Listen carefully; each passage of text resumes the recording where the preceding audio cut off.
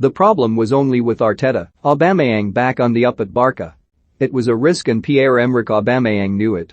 Arsenal were always going to take a dim view of his trip to Barcelona on Monday morning, which was where the striker felt he had needed to be. Just in case. To give himself the best opportunity of making it happen. It was not authorized by Arsenal, and so there was the possibility of the club fining him, although, given the state of his relationship with them, and, more specifically, the manager, Mikel Arteta, it had to have felt low down his list of concerns. What was rather higher up was the potential too for him to become a laughingstock, a latter-day Peter Odemwingie. In January 2013, the then West Brom centre forward had driven to QPR on deadline day, believing he was about to complete a transfer, only to be left in his car outside Loftus Road. For Aubameyang, his father's house in Sitges, a little way down the coast from Barcelona, was not exactly the shepherd's bush roundabout, but the reputational damage stood to be the same if things did not work out. And yet he has not got to where he is without having the courage of his convictions, without seeing a chance and going for it. As Aubameyang basked in the excitement and acclaim of his Barcelona unveiling at the Camp Nou on Thursday, having got his move at the last moment, there was a candid admission about Arteta. Had the problem at Arsenal simply been with him? I think it was only with him, and then he took this decision, Aubameyang said. He wasn't happy and that's it. I was calm. More broadly, as Aubameyang held court in Spanish, his second language behind French, and in front of Italian, English, German in that order of fluency, he was reminded of two things. First, the wisdom of trusting in his instincts, and second, how it is possible in this crazy game for fortunes to change in the blink of an eye. A quick recap. Aubameyang had been dropped from the Arsenal squad by Arteta on 11 December for a disciplinary breach, a late return from an authorized trip to France, not his first problem with punctuality, then stripped of the club captaincy and cast into exile.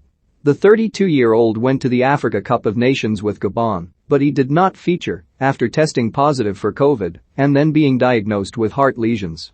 Gabon released him back to Arsenal on 17 January, where he remained in the deep freeze, overlooked for selection, barred from training with his teammates.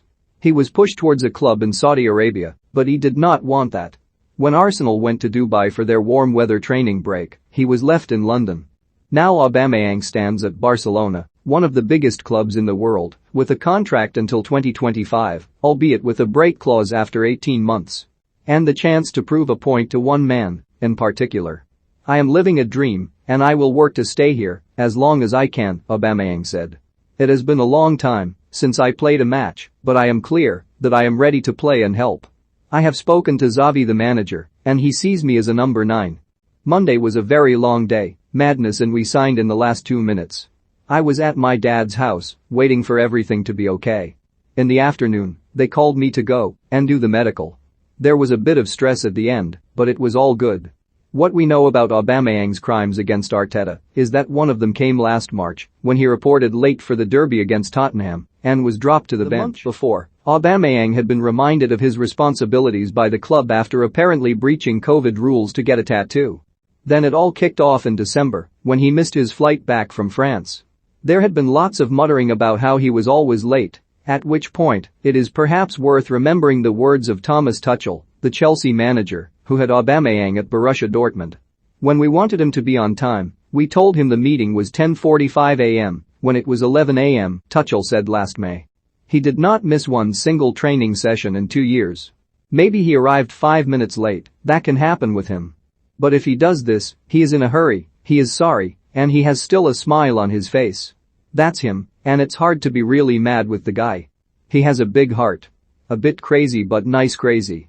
Jurgen Klopp, who also managed Aubameyang at Dortmund, would say the same things, and so would Christophe Galtier, the nice coach, who worked with him at Saint-Étienne. In other words, count to 10 when it comes to the scattiness, embrace the exuberance. Was there something else between Aubameyang and Arteta? Something more egregious? It almost feels as if there had to be. According to Ian Wright, there was nothing.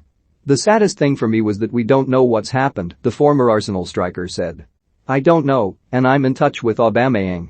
When attitudes are perceived to be wrong, when conflict arises, Arteta does not tend to negotiate. Just ask Matteo Guendouzi or William Saliba, the Arsenal youngsters on loan at Marseille. Precocious talent can be petulant, challenging. Arteta seems to have zero tolerance. It is his way or the highway. Arteta has insisted that Aubameyang's poor form this season was not a factor in his treatment of him, even if it is easy to wonder. What if Aubameyang had 14 Premier League goals instead of 4?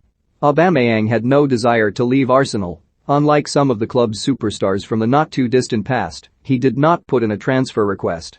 Rather, he was forced to go, with Arteta wanting him out permanently and not on loan. Aubameyang's solution was to make his leap of faith, to travel to Barcelona, to show the club he meant business. The move drew nods of approval from them, as did his decision to accept a lower salary until the end of the season as Barcelona seek a way out of their economic crisis. You know that when Barcelona's finances are healthy, Barcelona will show gratitude to those who have helped Barcelona, Joan Laporta, the president, told him. Aubameyang is back on the up. They were difficult months, he said of the end at Arsenal. Football is like that sometimes. If I have to say anything about that, for my part I never believed I did anything bad. But it is behind me. I want to think of the present.